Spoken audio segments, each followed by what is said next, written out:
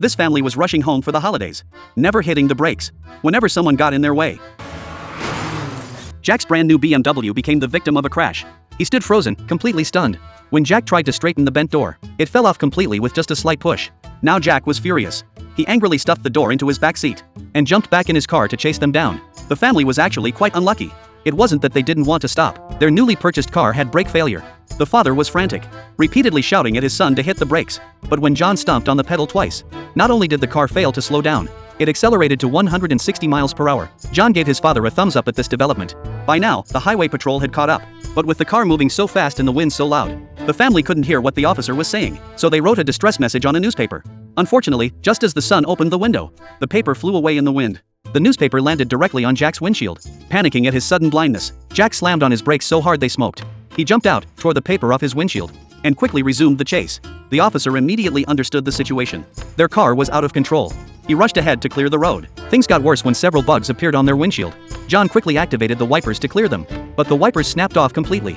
Wiper fluid quickly covered the entire windshield, completely blocking John's view. In a critical moment, the grandfather risked climbing through the sunroof with a towel to clean the glass. This trick worked pretty well, though it was incredibly dangerous. One wrong move could send the old man flying. When John started feeling drowsy, they had no choice but to let his father take the wheel. Suddenly, a large wasp flew into the car, throwing everyone into chaos. Calmly, John took off his shoe and swung at the wasp, accidentally triggering the airbag.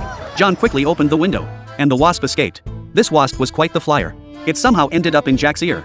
Jack's car instantly spun out of control, crashing into a delivery truck on the roadside. Furious, Jack smashed out his windshield and, ignoring the officer's warnings, jumped back in his car to continue the manic pursuit. Soon after, the father needed to use the bathroom. With no options, he used a plastic bag for relief. When the bag was full, John took it and tossed it out the window. It landed perfectly on Jack's car, splashing all over his face. To prevent further attacks, Jack put a garbage can over his head. When the officer spotted Jack behind them, he signaled for Jack to keep his distance.